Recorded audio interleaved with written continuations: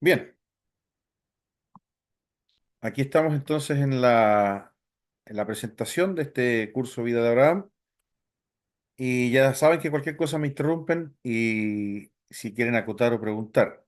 Esto es lo que vamos a ver en nuestra clase de hoy. Este es el contenido. Vamos a ver una introducción donde vamos a tener el trasfondo bíblico de este personaje y también el trasfondo histórico. Luego, en la segunda parte de la clase vamos a ver lo que ya la Biblia nos presenta, que es la exégesis. ¿Qué podemos sacar del pasaje que vamos a estudiar, que básicamente es el inicio, es el viaje que Abraham hace hasta Canaán? Y ahí vamos a ver la relación con su padre Taré, luego el llamado de Abraham, luego la ruta de Abraham y la llegada a Canaán, y después la confirmación del pacto de Dios y la adoración que Abraham hace allí en la tierra de Canaán. Entonces, vamos, como yo les decía en la presentación del día jueves pasado, vamos a ir viendo siempre en dos pilares. El pilar de lo que es la interpretación, lo que el pasaje me está diciendo, y segundo, lo que es la aplicación personal. Y ahí vamos a responder varias preguntas porque normalmente en el Antiguo Testamento es un completo desafío ver cómo yo aplico lo que la Biblia está hablando directamente a mi vida. Y ahí yo sé que van a surgir varias preguntas acerca de visiones, sueños, apariciones de Dios y todas esas cosas, porque la Biblia responde todo eso. Entonces vamos a ir siempre en esos dos pilares que lo van a identificar perfectamente en nuestra presentación. Partimos entonces con la introducción, el trasfondo bíblico de este personaje, y lo que tenemos que decir que Abraham interactúa con toda la Biblia, y esto estas primeras partes de la clase yo no voy a ser tan exhaustivo. Mi función simplemente va a ser mostrar en el mapa de toda la Biblia dónde estamos hoy. Esto es como cuando uno va a un mall, ¿verdad? Y se acerca en el centro comercial a esa parte de informaciones y dice, usted está aquí. Y uno normalmente en ese mapa no entiende absolutamente nada porque está todo el centro comercial y la parte donde uno está, lo único que puede identificar quizás una o dos tiendas que están cerca. Esto es lo mismo. En el Antiguo Testamento sabemos que Dios crea el mundo cae en pecado y llama a este personaje Abraham que lo transforma en padre de la nación de Israel. Ese es Abraham. Pero como está destacado ahí, lo más importante, más allá de la nación de Israel, es que Abraham es el padre humano, por eso está la H. Por si acaso, esta presentación va a quedar para ustedes. Eh, Abraham es el padre humano del Señor Jesucristo, que en ese momento es el futuro Mesías. Recordemos que Dios prometió a la humanidad completa el día que pecaron Adán y Eva, prometió la redención a través de un descendiente de la mujer. ¿Se acuerdan ese texto sublime que está en las Escrituras, donde Dios promete una simiente de la mujer? ¿Se acuerdan el texto? Si alguien lo puede, por favor, decir, la cita o lo que dice el texto.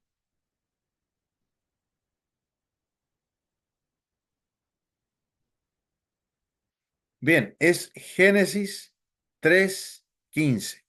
Justo cuando peca el ser humano, Dios dice, le dice a la serpiente, le dice a Satanás, pondré enemistad. Y eso obviamente tiene un sentido literal y figurativo. La serpiente, los animales huyen del hombre, pero se refería a la guerra cósmica entre Satanás y la simiente santa. Y dice, pondré enemistad entre ti y la mujer, entre tu simiente, a la serpiente, y la simiente suya, o sea, Cristo. Esta, Cristo, te herirá en la cabeza y tú le herirás en el calcañar. Y ahí se desata esa guerra cósmica, pero al mismo tiempo se abre la posibilidad y se anuncia la venida de este Mesías. Cuando viene Abraham a la escena, ahí en el capítulo 12 de Génesis, viene el vehículo por el cual Dios va a traer a este Mesías prometido. Entonces, también en el Antiguo Testamento se revela que Israel es el pueblo de Dios y a través de Israel se va a dar la salvación a todo el mundo. El Nuevo Testamento cumple todas esas profecías mediante la llegada del Mesías.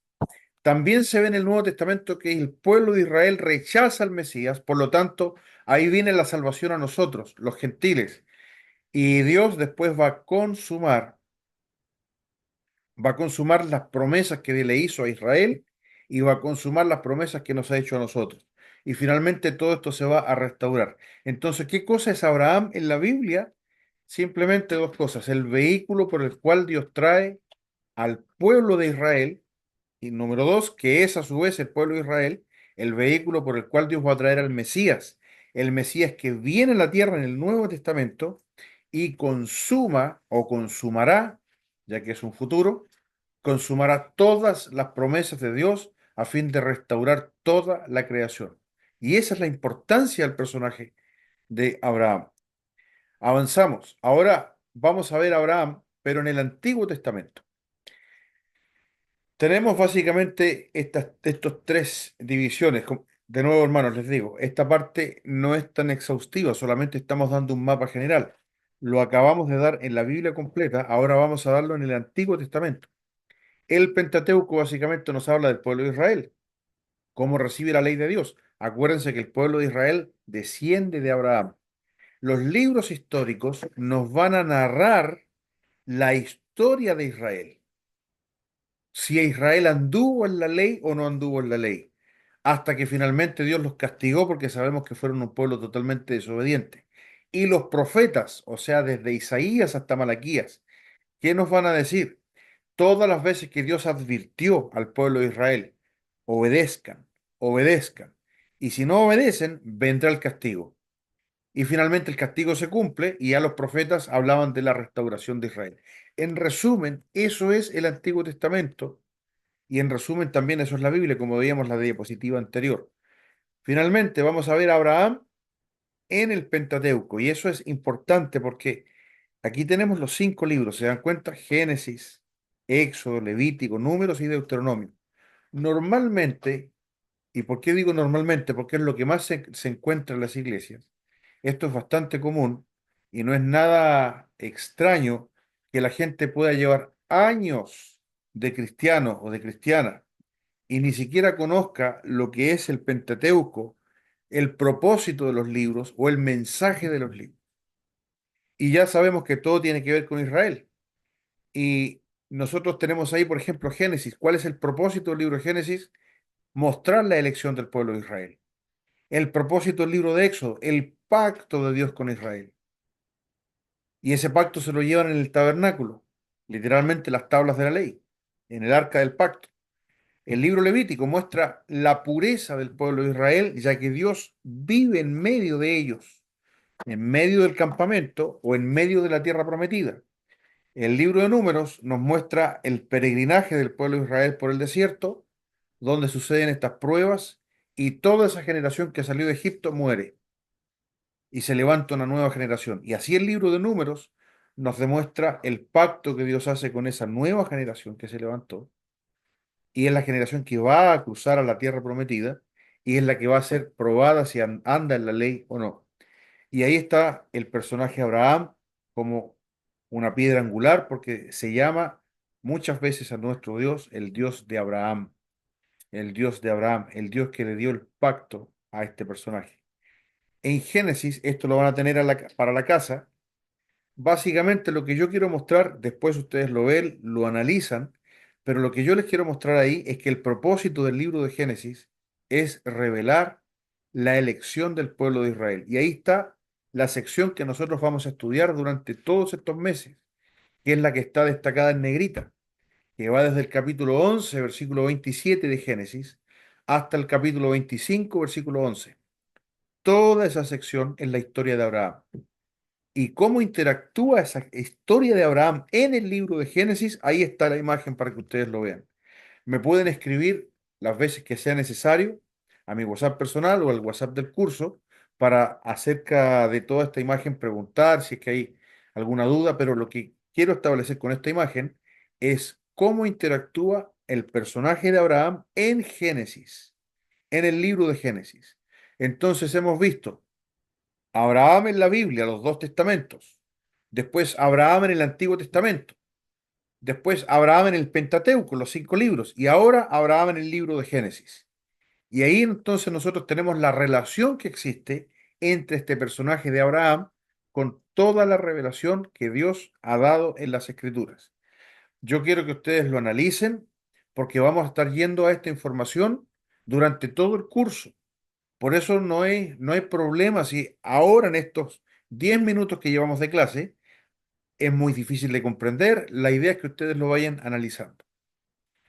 Y esto lo vamos a ir aprendiendo y reforzando en cada clase porque es lo más importante. No podemos, hermanos míos, y esto es fundamental cuando hablamos de estudio bíblico, no podemos estudiar cualquier cosa en la Biblia aislado de su contexto.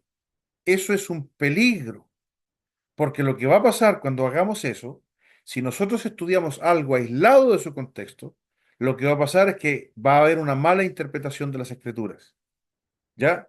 Entonces, es la razón de por qué estoy estableciendo este mapa, porque muchas de las cosas que vamos a ver en este estudio tienen que ver con maneras que ya no están vigentes y hay una razón de por qué no están vigentes. ¿Ya? Entonces, es la razón de por qué estamos haciendo todo este mapa en este gran eh, paisaje que Dios nos muestra, que es la palabra de Dios. Hay distintas secciones y estamos en una pequeñísima y tenemos que ir viendo a medida que vaya avanzando el curso cómo interactúa esta historia de Abraham con el resto de la revelación del Señor. Ojo con una cosa. La Biblia dice que toda la escritura es inspirada por Dios y útil. Toda, por una parte, toda es divina, pero segundo, toda es útil. Por eso es incorrecto decir que lo que Dios nos dice a nosotros está solo en el Nuevo Testamento, que no podemos sacar enseñanzas del Antiguo Testamento. Eso es falso. Sacamos enseñanzas de toda la Escritura, no obstante, el mensaje de Dios a la iglesia está en el Nuevo Testamento. ¿Cómo entonces hacemos que el mensaje del Antiguo Testamento sea para nosotros? Es lo que llamamos interpretación de las Escrituras y a su vez aplicación de las Escrituras. Entonces, con ese desafío vamos a entrar a este curso de Abraham para ir, número uno, entendiendo lo que sucedió, cuál fue el mensaje de Dios, pero número dos, también entendiendo cómo ese mensaje se aplica a mi vida. Bien, vamos a ir en esos dos pilares. Empezamos, ahí no sé si alcanzan a ver el título. Este dice conocimiento de Dios en tiempos de Abraham. Quiero hacer una pregunta antes de explicar. No vamos a ver cada número de los que está acá. Esto es a manera de referencia, pero quiero hacer una pregunta. ¿Cuánto se conocía de Abraham? Perdón, de Dios. ¿Cuánto se conocía de Dios en tiempos de Abraham? Recordemos que ahí no hay pueblo de Israel, no hay Biblia escrita, no hay Moisés, no hay ningún profeta. Entonces, vayan dándome ustedes lo que ustedes piensan, una idea de cuánto se conocía en el mundo de Dios, según su pensamiento. No importa, aquí no hay respuestas.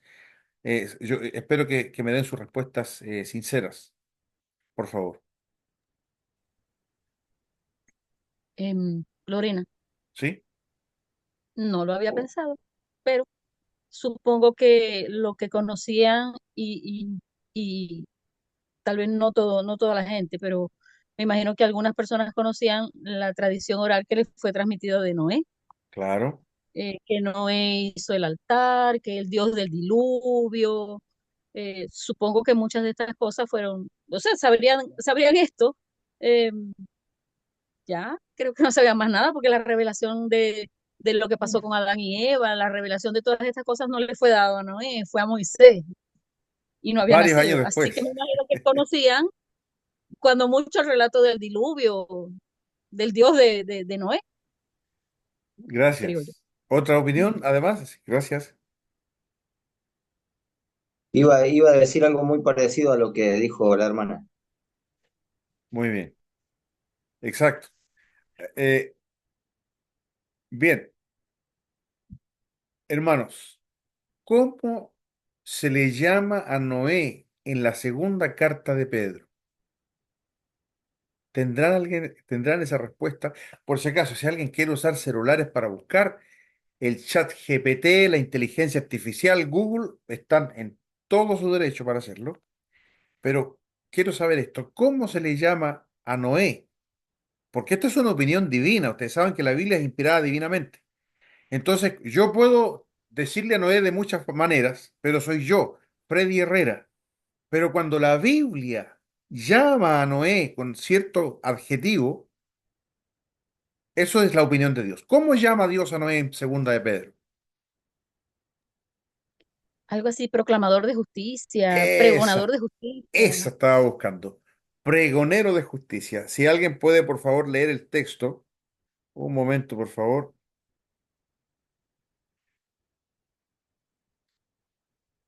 Mire, está en capítulo 2, versículo 5. Si alguien lo tiene, por favor.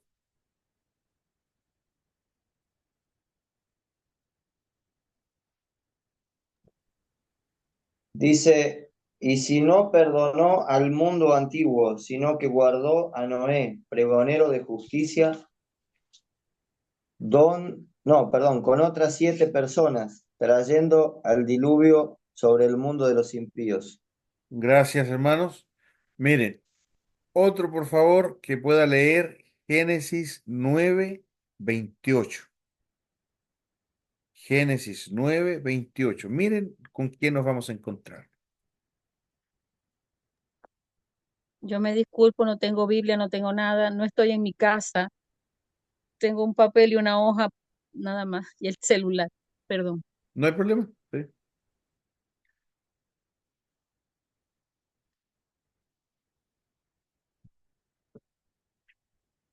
Ah, ya, hermano Martín. Sí. 9:28 Sí, por favor. dice, y vivió Noé después del diluvio 350 años. Gracias. Miren estas dos realidades. Dios llamó a Noé pregonero de justicia. En el libro de Génesis, yo creo que todos se acuerdan, era Noé perfecto en sus generaciones, ¿verdad? Ya. Era un hombre excepcional. Y más encima, vivió durante 350 años después del diluvio. ¿Habrá servido Noé como un personaje clave en la revelación de Dios, al menos oral, tal como ustedes lo dijeron? ¿Qué otro personaje importante tenemos después del diluvio que también sirve en este sentido de testigo de Dios, de lo que hizo Dios para las generaciones futuras? Aparte de Noé, que ya sabemos que vivió 350 años después del diluvio.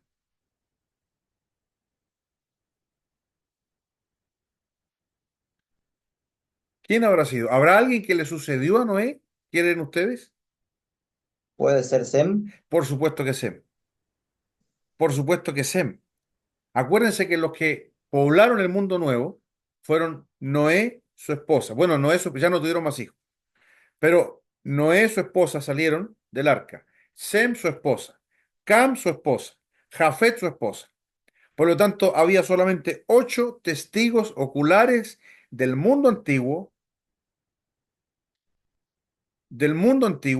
testigos oculares de lo que Dios había hecho, testigos oculares de la maldad exorbitante que hubo, testigos oculares de cómo era la tierra de antes en todo sentido, el clima, la geografía, todo. Se dan cuenta lo importante que es, al menos Noé, Sem, Cam y Jafet, para este mundo nuevo en cuanto a testificar la revelación de Dios.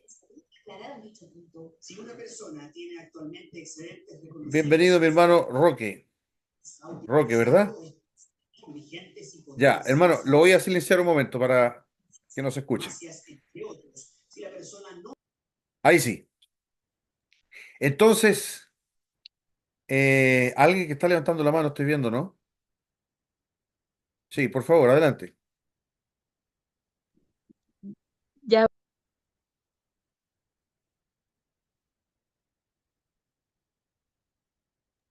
Ahora sí. ajá, hablando de Noé y que era perfecto y bajó del arca y se emborrachó y entró a una tienda y Can descubrió su desnudez. Por favor, alguien que me diga qué fue lo que descubrió. O Sí, sea, bueno. ¿Lo tocó, lo violó, solamente lo vio? ¿Por qué se ofendió tanto Noé? ¿Qué fue lo que pasó? La Biblia dice que descubrió la desnudez de su padre. No hay antecedente, solamente que yo entiendo que la piedad de Noé era una piedad máxima y es probable que eso le haya irritado tanto. Cuando nosotros hacemos interpretación bíblica, tratamos de reunir la evidencia más clara que tengamos en las Escrituras. No hay indicación de que le haya hecho algún daño mayor, solamente que la intención de Cam, y seguramente, probablemente Canaán quizás también estuvo involucrado o simplemente recibió las consecuencias del pecado de su hijo, de su papá, fue que fue tan grave para esto, para Noé. Pero, Vamos a verlo sí más pastor, adelante. ¿Sí? pero la frase descubrió su desnudez no es un eufemismo que se usa para cuando una pareja consuma el matrimonio, por ejemplo. Sí, en el libro Levítico, sí. No sabemos si en Génesis Moisés se está refiriendo a eso o no. El asunto, gracias a Dios, es que no afecta en la interpretación. Lo que sí sabemos es que hubo la maldición. Es probable que haya habido otra cosa más que lo que el texto simplemente dice, pero no hay acuerdo entre los estudiosos para decir que efectivamente sea ahí la consumación del acto, ¿ya? Lo que sí sabemos es la consecuencia que produjo. Eso es lo que hay que entender. La consecuencia que produjo fue la maldición sobre toda la descendencia de Cam, en este caso, y Canaán específicamente. Bien, Ya. entonces, el asunto es que Noé, sí, van a ver Bernardita, adelante, por favor. Eh, yo pienso que no hay claridad en lo que sucedió en esa situación de Cam y su padre. No hay mucha claridad, pero tengo la sensación que tiene que haber sido algo importante o Noé exageró demasiado la nota porque maldijo a su hijo y eso trajo una consecuencia muy, muy negativa, porque Exactamente. hasta el día de hoy eso está hacia donde se fue Cam, hacia donde emigró Cam, toda esa zona está maldita porque está el ocultismo y todas esas cosas que se contraponen con lo que Dios espera de nosotros. Sí, Entonces, eso sabemos. por lo menos lo que yo he estado aprendiendo en mi corta vida, digamos, cristiana, eh, eh, eh, no, ¿cómo se dice? Eh, ay, se me fue la palabra, pero lo que yo he aprendido a la fecha es que eso se contrapone. Entonces, tiene que haber sido, o exageró mucho Noé, o fue algo muy importante que no está clarificado porque Así es. no fue muy tremenda la maldición que le lanzó a su hijo. Y este se enojó muchísimo que dejó la escoba después, como se dice vulgarmente. Sí, gracias. Hermano Martín. Sí, no, quería, o sea, aportar lo poco que entiendo, o sea, entiendo que el punto pasa por lo que dijo el pastor, que era, digamos, un poco extremo tal vez el cuidado que tenía Noé con las cosas sagradas, las cosas de Dios, entendía que tal vez estaban en un servicio del Señor, no sé por qué ocurrió lo de la embriaguez, tal vez haya sido un desliz que tuvo él, no sé qué pasó ahí, pero... o sea, la actitud del hijo al verlo desnudo fue como salir y decirle al hermano, tal vez a lo mejor en alguna actitud de risa o de que no lo aclara el texto, pero dice que salió y se lo dijo al hermano y el hermano ahí sí tuvo cuidado de entrar retrocediendo y cubrir la desnudez de su padre sin verlo. O sea, tal vez lo que ocurrió ahí fue el enojo por la falta de respeto, porque en aquella época se usaba la vestimenta hasta los pies, se cuidaba mucho todo eso ahí.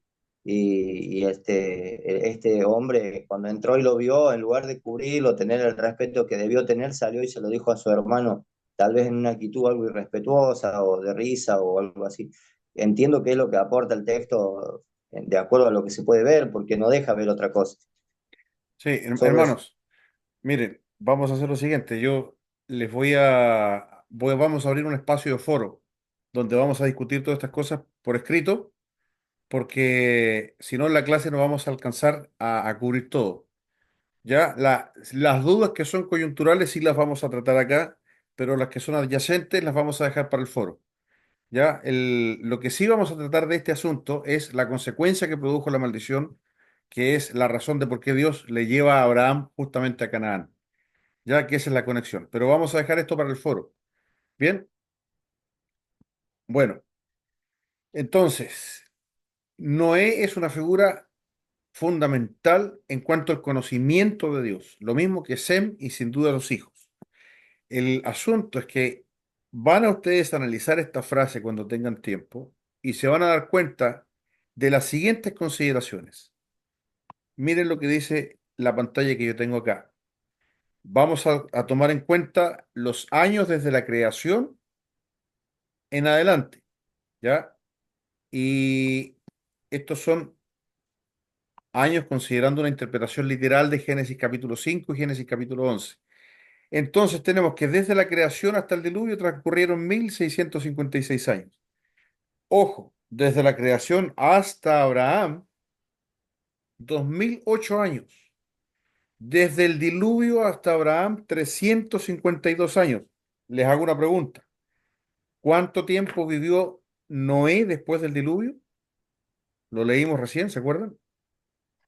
Exacto, Eran, ay, eran 350. 350. Ujú. 350 años. Exacto. Fíjense, desde el diluvio hasta Abraham hay 352 años. O sea, Abraham nació 2 años después de la muerte de Noé. Sem murió en el año 2158. Hermanos, por si acaso, todos estos datos están en la Biblia. Eh, en la diapositiva anterior está graficado eso, en esta que yo les mostré. Ahí está graficado. Ustedes lo pueden revisar en Ya. casa. Pero todo esto está sacado del capítulo 5 de Génesis y el capítulo 11. Por eso están los números ahí, porque no son especulaciones, son datos literales que la Biblia da. Solamente hacemos uso de la matemática. Entonces, Sem murió en el año 2158. Fíjense, Abraham nació en el 2008 y murió en el 2183. Quiere decir que Abraham y Sem fueron contemporáneos por nada menos que 150 años.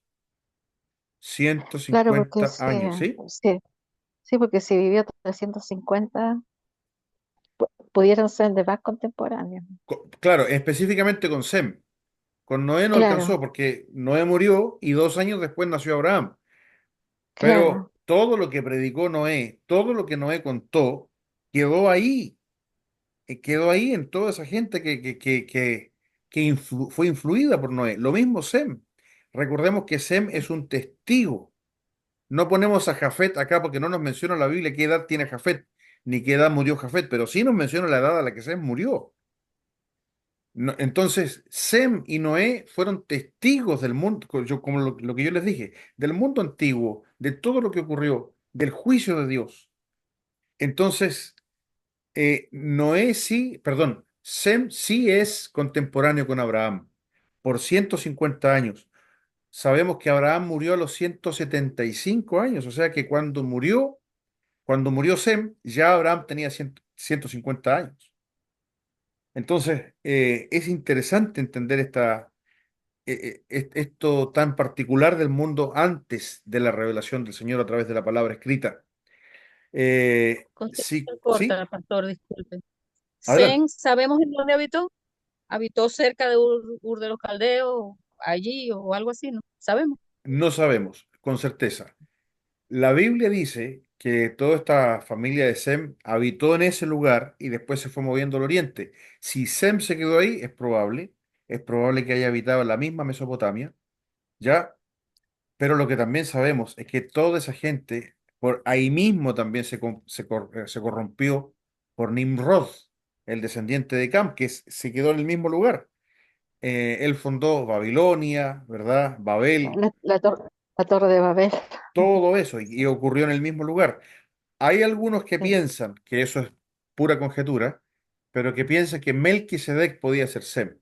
La Biblia no nos da ninguna pista al respecto, solamente que es, cuando lleguemos al capítulo 14 vamos a hablar harto de este tema, porque es importante e interesante ver que en el tiempo de Abraham había muy buenos creyentes alrededor, no solamente Abraham, Abraham no es el único.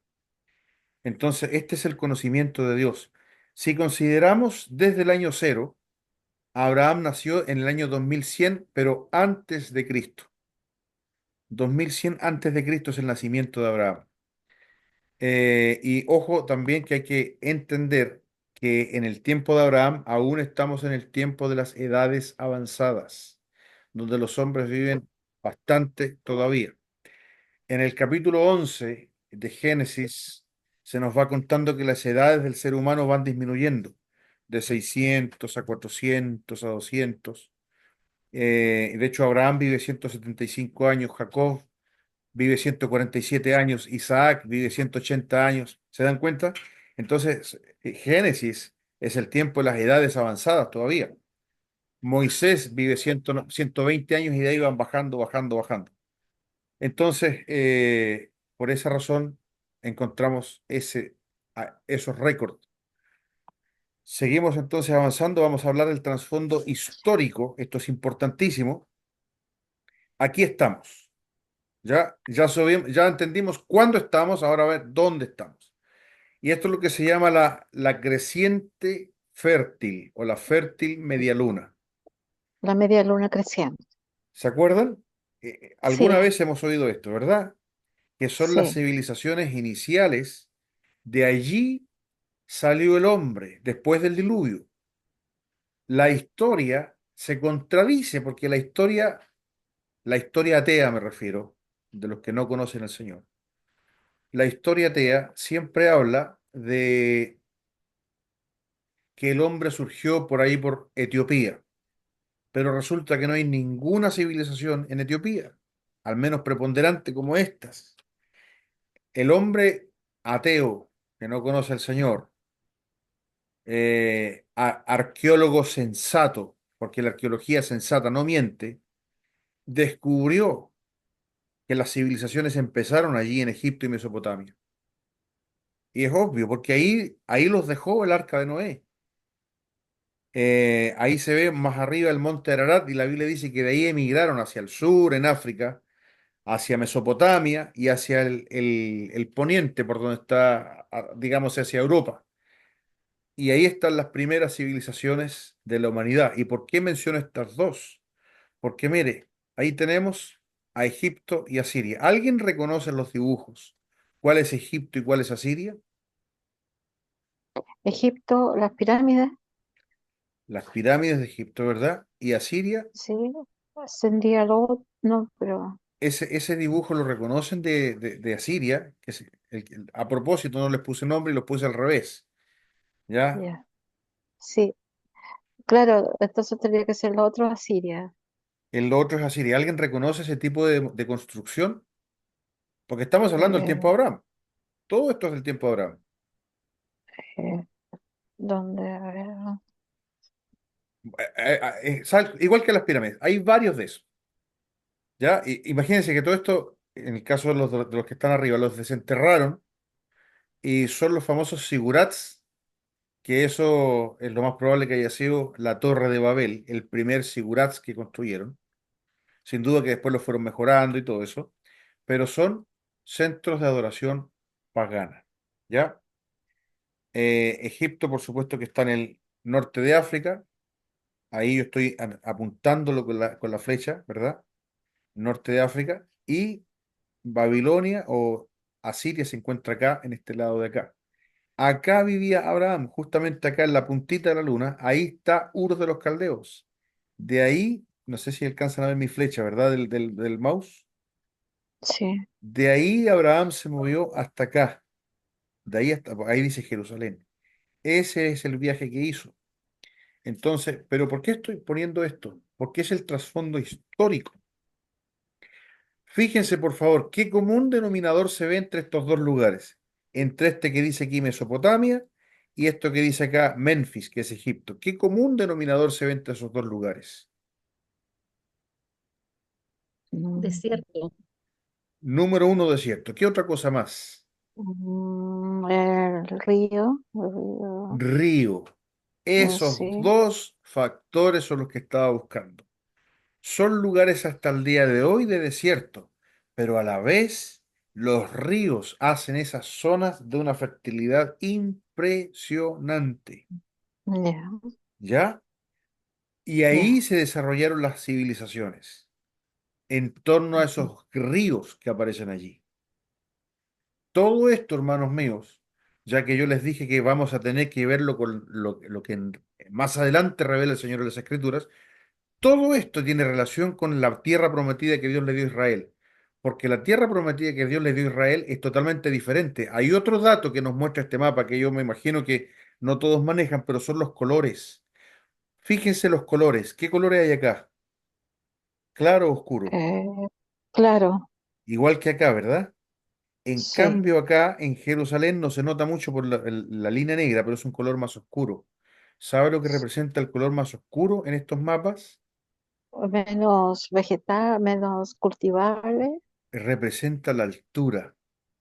ah, Resulta que Egipto y Mesopotamia tienen en común que son de baja altura y no hay ah, montañas. No hay montañas. Entonces, cuando ya, yo tengo un río y tengo un llano, lo único que tengo que hacer es canalizar esa agua y regar. Por eso que estas ya, dos culturas, estas dos civilizaciones, fueron potencias agricultoras. Y la diferencia con la tierra de Canaán era que no se podía regar como se regaba en Egipto. ¿De qué dependía Canaán para regar, por ejemplo? ¿Qué creen ustedes que era el recurso fundamental de donde sacaban el agua? No era del Según la río. Biblia, la Exacto. lluvia temprana, la lluvia tardía. ¿Se dan cuenta ahora por qué Dios hace tanto énfasis en la lluvia, en el Pentateuco? Porque mm, Canaán no era como Egipto, no era como Mesopotamia. Entonces, fíjense por favor, Dios está trasladando a Abraham desde Mesopotamia, donde son potencia agricultora, lo está llevando a Canaán, una tierra que es totalmente escarpada, con montañas, y no solamente montañas. A ver, ¿qué ejemplo puedo poner acá? El único que se me ocurre es lo que se llama, un poquito más al norte, la sierra. ¿Alguien sabe lo que es la sierra? O sea, es toda una meseta que está más o menos a la cordillera de los Andes, donde hay vida. En nuestro país, en Chile, como en Argentina, la sierra no está habitada porque es inhóspita, hace mucho frío. ah, Pero en Perú, en Bolivia, más al norte, en México, la Como la Sierra sierra, de Periján, perdón, no sé si como la Sierra de Periján, eso eso queda en no la conozco, Venezuela, pero pero como una pequeña, es como es una pequeña habitada. cordillera, pero tiene mucha vegetación, tiene muchos afluentes de ríos pequeños, es A muy eso me viva. refiero, a eso me Ya. refiero. Entonces, en la sierra, en puntual, como es altura, en el caso de Israel, no había ríos, pero era todo altura. La única manera de tener éxito en esa vida de allí era que Dios enviara la lluvia. Y entonces Baal, ¿sí? Entonces Mesopotamia era importante porque ahí son tierras bajas donde llegaban las embarcaciones y ahí llegaban embarcaciones de todos lados y se fortaleció el comercio. Por supuesto, el comercio, pero sobre todo la agricultura, porque si no había agua era imposible. Sí, Entonces, sí. por eso Ah, yo quiero que veamos el contexto histórico. Abraham vive en Mesopotamia. Abraham goza las bondades de Mesopotamia. ujú, Abraham disfruta Mesopotamia y Dios lo está llamando ahora a Canaán. ujú, ¿Ya? Entonces, ese es el contexto. Mire toda esta lista que yo tengo acá. Estamos hablando un tiempo después del diluvio, ¿verdad? Estamos ujú, hablando de más o menos 300, 400 años después del diluvio. Estamos hablando de la edad del bronce. Ujú. A ver, no sé si alguien podrá decirme cómo piensa la arqueología atea que el hombre fue evolucionando su inteligencia para tratar con las técnicas. Por ejemplo, se habla de la edad de piedra, se habla hasta de los cavernícolas, ¿verdad? ¿Cómo ocurrió este proceso según la arqueología, según la historia de los ateos? Ay, Entiendo que va asociado a la evolución, que se dice que el hombre viene de los primates y fue evolucionando.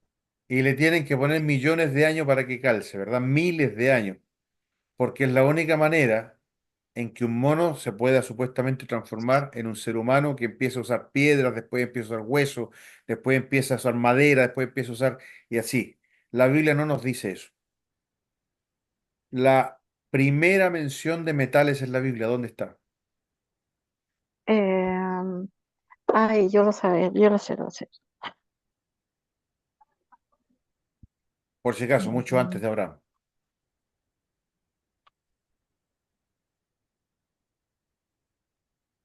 Ay, yo lo sabía. Adán cultivaba la Pero tierra, pero no nombra creo que que lo hiciera con metales. ¿O sí? Pero parecido, porque se dan cuenta que Caín era un agricultor. Sí. Entonces, sí. por decirlo de alguna manera, el segundo hombre, sabemos que hubo mucho más, pero el segundo hombre de la Biblia ya era agricultor. ¿O la agricultura fue una cosa que se desarrolló en miles y miles de años? Imposible. No, Dios hizo al hombre pensante, inteligente, Dios le enseñó, Dios le Ah, reveló, ¿verdad que sí? Entonces, ahora, asimismo, sí, ah, perdón, hermana Bernardita. ¿sabe qué estaba pensando ahora que usted estaba diciendo esas cosas? Que yo vi una serie bíblica Ajá, que me recomendaron un link de una serie bíblica y vi una parte de Génesis y justo vi la parte de Noé. Y yo no sé, no me acuerdo históricamente, científicamente, cuándo nació la rueda. Eso me ya, lo enseñaron en el colegio, no me acuerdo históricamente, ¿ya? Cuando se inventó la rueda. Pero yo vi en Noé que estaban las carretas pero y por tenían supuesto que ruedas. sí. Y las ruedas Mire, y las carretas tenían ruedas. Noé andaba en una carreta y tenía ruedas cuando fue a la ciudad a buscar a su hijo con la esposa que se había arrancado. La fue a buscar y andaba en una carreta con ruedas. Entonces, hay una cosa ahí rara, ¿no? sí, hermana, Una cosa dice. Ujú, lo que yo quiero también dejar en claro en esta parte de la clase es que cuando Dios crea al ser humano, lo dota de una inteligencia y le revela cómo poder vivir. Adán ya era ujú, agricultor porque tenía que cultivar el huerto, tenía que ujú, labrar ese huerto. Caín fue agricultor. La Biblia menciona después ahí la generación de Caín, que Tubal Caín era padre de todos los que tienen de los metales. Mire, se lo voy a leer en el capítulo 4. Estoy en Génesis capítulo 4. Dice la palabra del Señor. Y Sila, bueno, el 21. El nombre de su hermano fue Jubal, el cual fue el padre de todos los que tocan arpa y flauta. Había instrumentos musicales. 22. Sila también dio luz a Tubal Caín, artífice de toda obra de bronce y de hierro. Hierro. Según los científicos, el bronce vino, primero vino el cobre, después vino el bronce, después más allá vino el hierro. Y estamos hablando en Génesis capítulo 4 que ya había hierro. Entonces, claro, la única explicación que encuentra el ser humano, porque dejó a Dios afuera, de que el hombre usara los metales, es que se le ocurriera, ¿verdad? Durante los miles de años empezar a usar la metalurgia. ¿Cómo el hombre descubrió, por ejemplo, que el metal estaba en la piedra, en la roca? Dios se lo enseñó todo eso. ¿Cómo el hombre descubrió que tenía que fundir la piedra para sacar el metal, separar el cobre de la piedra, etcétera? Lo que se hace hasta el día de hoy. Entonces, en el tiempo de Abraham ya estaba la edad del bronce. En ese sentido, la arqueología también lo confirma. En el tiempo de todas estas construcciones que estamos viendo ahí, de las pirámides de Egipto, de los zigurats, de esta Mesopotamia, ya había la existencia de bronce, porque la arqueología lo ha descubierto. Por eso no les quedó otra que decir que ahí ya había bronce. Ya había agricultura, había infraestructura para regar, canalizar el agua, había ganadería, había nómades, gente que tomaba su ganado y se iba, y hasta el día de hoy existen tribus nómades por el desierto. Había comercio en base al trueque, había armas, había guerra. ¿Se acuerda que la guerra es lo más antiguo que hay en la existencia humana? Por lo tanto, había armas, armas de bronce, por si acaso. Había ya armas de bronce. Había artesanía, cerámica, textiles, joyas, siempre ha habido para eso. Comercio exterior también, todo lo que se producía de sobra. Las caravanas cruzaban desiertos por meses y llevaban las mercancías de Egipto a Mesopotamia, de Mesopotamia a Egipto. Así iba el mundo funcionaba. Había tributación, había imperialismo y había la terrible y cruenta esclavitud. Era parte de la época. ¿Cómo ustedes creen que habrá surgido la esclavitud? ¿Cómo surgió la esclavitud, creen ustedes? ¿Qué trajo la esclavitud a la existencia? Egipto con los hebreos, Bueno, eso vino el después, Egipto con los hebreos. pero Ah, recuérdense que Abraham tenía 300, bueno, no, mucho más, pero dice que armó un ejército con 318 esclavos que él tenía. Abraham tenía 318 siervos, al menos 318, tenía más. Imagínense que cuando Abraham hizo el ejército, vamos a pasar por todos estos capítulos, por eso estoy diciendo.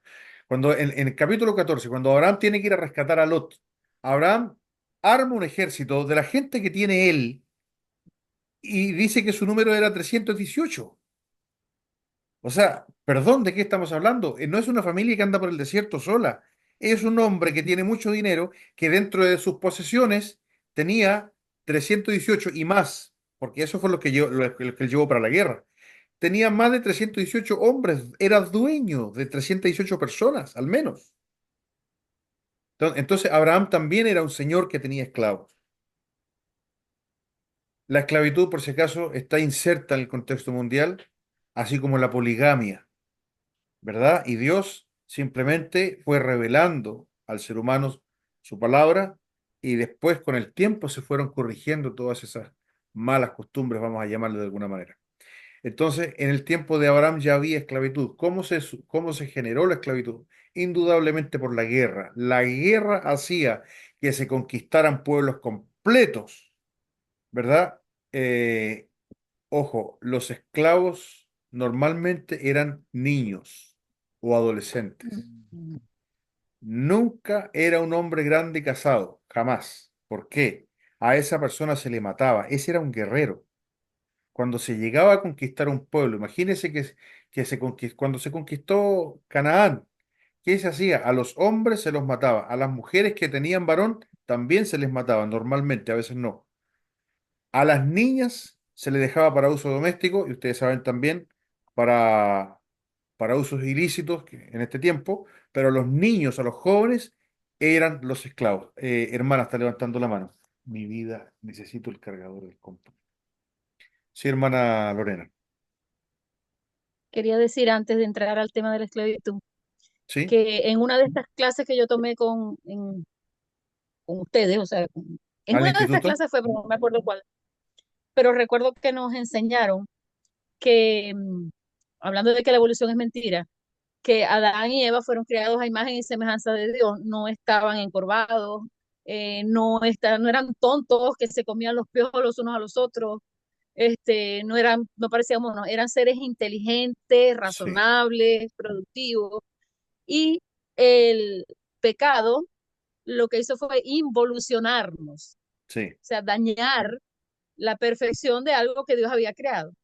Y entonces no fue que, de hecho, creo que en muchos sentidos, tecnológicamente no, pero en muchos sentidos seguimos como sociedad, seguimos involucionando. claro, exacto.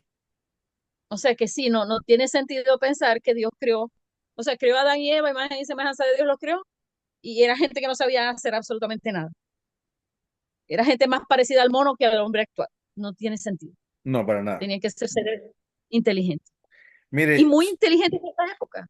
hermana, solamente hay que pensar en que esas personas no tenían maquinaria, no tenían los adelantos tecnológicos que nosotros tenemos hoy día y han hecho mejor cosas que nosotros hoy día. Han hecho, o sea, imagínense cómo los mayas descifraron el movimiento estelar. O sea, es una cosa impresionante. Los egipcios y todo eso, ¿por qué? Porque era gente mucho más inteligente que nosotros. O sea, es verdad que el ser humano se ha echado a perder hasta incluso cognitivamente. Y hay que retroceder 200 años nomás para darse cuenta que es así, porque todos los que inventaron lo que hoy día nosotros usamos eran gente más inteligente que nosotros. Pastor, por eso Dios bueno, esto es un poco un chiste, se tuvo que ver en la obligación de explicarnos todo en la Biblia porque es que nos estábamos poniendo cada vez más tontos y pues no quedó de otra que explicarnos detalle a detalle todo lo que pasaba. Posiblemente Adán y Eva tenían más claridad que nosotros. De todas maneras, mucho más claridad, sí es verdad. Bien, entonces este es el mundo antiguo. No olvidemos ahí en la lista que yo les pongo que había también derecho, había jurisprudencia, me refiero que había la intervención de la justicia. Vamos a Proverbios capítulo 8, por favor, que hay un texto importantísimo, que vamos a estar analizando estas cosas también cuando lleguemos a ciertas historias dentro del desarrollo de Abraham. Miren, el libro de Proverbios capítulo 8, hay un versículo ahí, a ver, versículo 10, habla la sabiduría. Dice, recibid mi enseñanza y no plata. Estamos hablando de en el contexto, la inteligencia.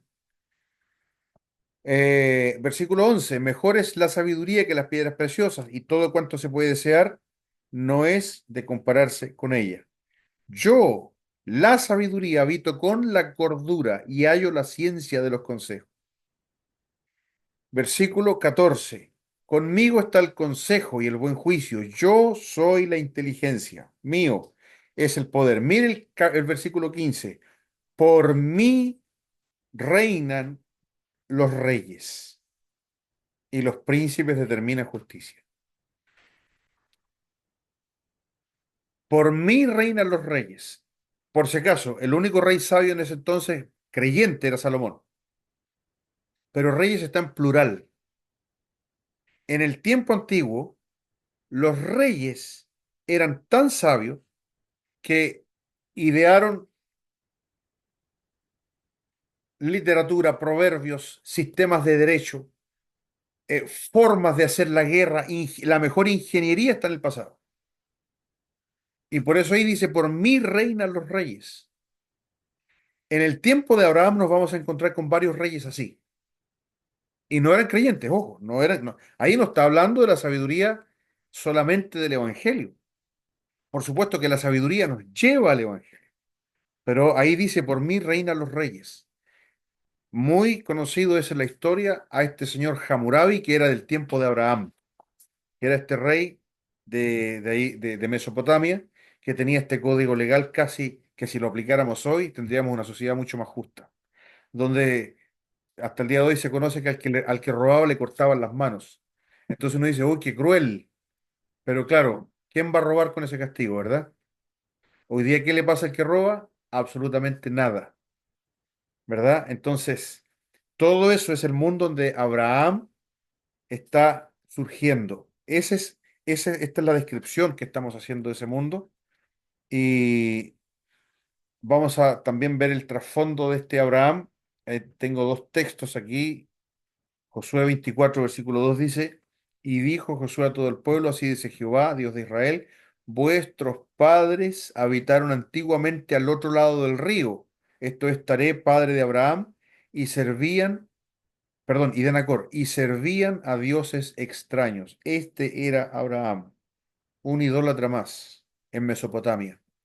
Isaías 51, 1 y 2, oídme los que seguís la justicia, los que buscáis a Jehová, mirad, atención, mirad a la piedra, miren a Mesopotamia, mirad a la piedra de donde fuisteis cortados y al hueco de la cantera de donde fuisteis arrancados. Mirad a Abraham vuestro padre y a Sara, que os dio a luz, porque cuando no era más que uno solo, lo llamé, lo bendije y lo multipliqué.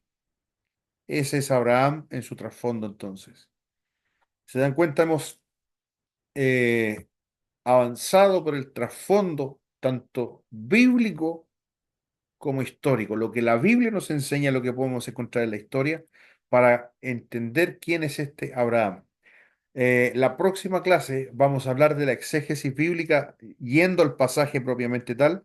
Esta era una clase introductoria. La idea era conocer el trasfondo, tanto bíblico en relación al diluvio, en relación a Sem, en relación a la revelación de Dios en ese entonces, y el trasfondo histórico en relación a cómo era el mundo que Abraham habitaba, desde el cual, o sea, del que Dios lo llamó. Sal de ahí, le dijo, sal de tu tierra, sal de tu parentela. Vamos a ver todo eso en la clase próxima. Vamos a andar a través de la Biblia y a ver qué dice Dios para nosotros. Un poco para que tengamos algo para la próxima clase. Vamos a hablar cómo esto se asemeja a nuestra vida, que no somos nosotros un accidente de la creación de Dios. Vamos a hablar de que Dios sigue obrando los milagros, pero esto según sus propósitos, porque todo en Abraham se trata de milagros. ¿Ya? ¿Seguirá obrando milagros Dios? Por supuesto que sí, por supuesto que sí. ¿Cuál es la diferencia que tenemos con las otras doctrinas? Es que la Biblia dice que Dios obra milagros, pero lo que no dice Dios es que Dios hoy día obra milagros a través de personas, como lo hizo en puntuales ocasiones de la Escritura, ¿ya? Donde son las personas quienes realizan los milagros. Todo eso lo vamos a ver en la próxima clase. ¿Alguna duda, alguna acotación? Yo, Sí, por favor. yo solamente quiero que usted, porque me han explicado muchísimos textos bíblicos que los entiendo que la revelación terminó en Cristo, entiendo muchísimas cosas, pero yo quisiera, si puede para la clase que viene o por mensaje, nota de voz, como usted quiera, que es el único texto me- se me pasea en la mente y no sé cómo explicarlo. Eh, que es en Hechos, cuando Pedro da el discurso, que Ujú. dice, que explica esto que están viendo es lo prometido por el profeta Joel, Ajá. y esto es para ustedes, para vuestros hijos, para todos los que están lejos, para todo el que invoque el nombre del Señor Jesús. Entonces, en base a este texto, yo conste, estoy aprendiendo, no estoy, por eso lo pregunto, porque lo que quiero es terminar de entender, no quedarme con dudas, no quedarme con versículos flotando en el aire y no tener respuesta. Entonces, porque a mí este texto me suena para ustedes, los allí presentes, para vuestros hijos, sabemos, hasta donde yo sé, según la exégesis bíblica, que vuestros hijos no se refiere a los hijos inmediatos necesariamente, sino a vuestra descendencia. Ujú. Así lo he entendido yo hasta ahora. Para todos los que están lejos, o sea, me pareciera que esto se extiende un poco en el tiempo, ¿no? Esta cuestión está hablando, esto de lo que está hablando Pedro es del bautismo, de eso que pasó, Sí. de que hablaron en lengua. Entonces, entiendo perfectamente que en las iglesias no se puede estar hablando de disparate y decir que es lengua. Ahora tenemos un traductor Google, ahora hay manera de, o sea, y son idiomas, eso lo tengo claro, Ajá. ¿no? Pero según este texto, y Miguel Núñez me tiene el cerebro un poco lavado, no le voy a decir que no, pudiera pasar, por ejemplo, que mandemos a un evangelista a uno de estos pueblos que no han sido penetrados por la cultura, que no dejan entrar gente, y que de pronto un evangelista hable ese dialecto. Pregunto. Sí, pero no por ese texto. Le Bueno, pero explico. entonces, cuando pueda me explica el texto. Mire, es que es muy sencillo. Dígame. Número uno, el texto es una repetición de Joel capítulo 2, ¿verdad? Que es parte del nuevo pacto y tiene que ver con el pueblo de Israel. Y en ese tiempo la revelación del Evangelio todavía era limitado al pueblo judío. Pedro ni siquiera sabía que los gentiles íbamos a entrar a través de Jesucristo directamente, no a través del pueblo de Israel. Por eso cuando va donde Cornelio, todos están en duda ¿qué hay que hacer con Cornelio? Se tiene que circuncidar, ¿verdad? Porque no se Mm. entendía. Entonces, los primeros capítulos de Hechos tienen ese trasfondo judío y el trasfondo judío habla de estas señales que eran para que el pueblo de Israel pudiera creer. Y todo esto se va a completar en la tribulación con el pueblo de Israel porque es para ellos. Las señales, ya sea don de lenguas, milagros, todo lo que era visible tenía un propósito que era confirmar la palabra precisamente para que los judíos creyeran, porque la Biblia dice que los judíos demandan señales y los griegos sabiduría. Entonces todo esto está en trasfondo judío, es la razón, por eso dice Pedro, y envía a Jesucristo y vengan tiempos de refrigerio. ¿Cuáles son esos tiempos de refrigerio? El milenio. ¿Cuándo viene Jesucristo? La restauración de Israel. En este curso vamos a tocar bastante ese tema. ¿Cuál es mi función? Y aquí vamos, yo necesito ser claro. Y el pastor Juan Pablo también le puede hablar de esto. Hay una diferencia entre los bautistas o los, vamos a llamarles los evangélicos más ortodoxos, o sea, no pentecostales. ¿Me entiende, verdad? Yo no soy pentecostal. Ya, hay una diferencia grande. Los que no creemos en dones de lenguas, y por eso estoy tocando esto para toda la clase, porque yo sé que a todos nos va a servir. Eh, y eso, todos los que somos de una línea no pentecostal, que no creemos en manifestaciones que están vigentes, hay una gran diferencia. Estamos los premileniales, que es la iglesia de Lo Prado, ¿verdad? Nuestra iglesia, y están los amileniales. Y ahí en este caso está, por ejemplo, el pastor Michelén, Paul Washer, que son bastante prominentes. Entonces, ahí la gente a veces tiende a confundirse porque como no, esto no está tan claro, y la característica que tienen estos hermanos amileniales es que aplican textos de Israel a la iglesia. Por eso se genera la confusión, porque dicen que el reino de Cristo prometido, restaurado, es hoy y no futuro. Entonces, cuando nosotros entendemos que el reino es futuro, hacemos una clara distinción entre Israel y la iglesia. Y ese texto donde Pedro le está diciendo a quiénes, ¿cuál es el público de Pedro? En una sola palabra, judíos. Porque les Sí. dijo, ustedes crucificaron, mataron al autor de la vida. Por lo tanto, yo sé que está en Hechos capítulo 2 donde ya está la iglesia. Es correcto. Pero hay que también observar que en ese tiempo la iglesia estaba constituida solo de judíos. Por eso que Pedro cuando les habla la profecía de Joel 2, que es para ellos y no para nosotros. Entonces, tal como lo dijo la hermana Lorena, todos los hijos de Israel son beneficiarios de esa promesa y se va a cumplir a cabalidad en el tiempo de la tribulación, cuando Israel y no la iglesia esté acá para esperar al Mesías. ¿Bien? Bien. Bien, hermanos. No sé si alguien tiene otra pregunta, otra acotación. Ay, perdón, pero es que ya va. Una sola cosita en serio y yo me Sí, callo. claro. Este, este, se me estaba descargando y también estoy buscando dónde enchufar esto, porque como le dije, no estoy en mi casa. Pero usted acaba de decir sí, pero no. Eh, por ejemplo, creemos en que Dios hace milagros y que si Dios quiere, el Dios Amén. sana a alguien, lo sana, o si Sí. Dios quiere hacer llegar su evangelio a través de, no sé, de alguien De que un no sepa milagro. hablar el idioma y de pronto lo hable, lo puede hacer, o sea, o no, Claro, él puede hacer lo que él quiera. No, nunca nadie va a lo limitar a que él Dios. quiere. Ya, Sí, lo que no muy hay hoy bien. día es que Dios levante Son una los dones. persona con un poder especial como era eh, los apóstoles, ¿verdad? Mm. Esteban hacía Ya. señales, dice la palabra. Y esa persona, ¿por qué? Porque eso corresponde al ministerio apostólico. Porque ellos tenían la función de comunicar la revelación y el sello que tenía, según el libro de Marcos, el sello que tenía eran las señales que acompañaban a la palabra, confirmando que ese era el mensaje de Dios. Sí, ¿Bien? igual como Dios validó a Moisés a través de todos los milagros que se hicieron a través de Moisés. Dios le Hermana, dio la autoridad y lo validó. Así Moisés, hizo con los apóstoles. Ujú. Moisés, Elías y Cristo. tres periodos donde Dios levantó hombres. No hay más en la Biblia. Ya.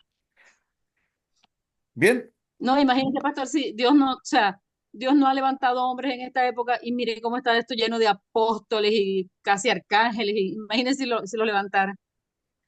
exactamente. Sí, justamente es esa la razón. Hoy Mm. día la Biblia está, es el estandarte de Dios, esa es la verdad de Dios. No necesita ser confirmada por señales. Bien, hermanos, vamos a orar al Señor. Quiero pedir a mi hermano Martín, por favor, que nos pueda despedir en oración. Yo voy a parar la grabación un segundo. Un momento, hermanos.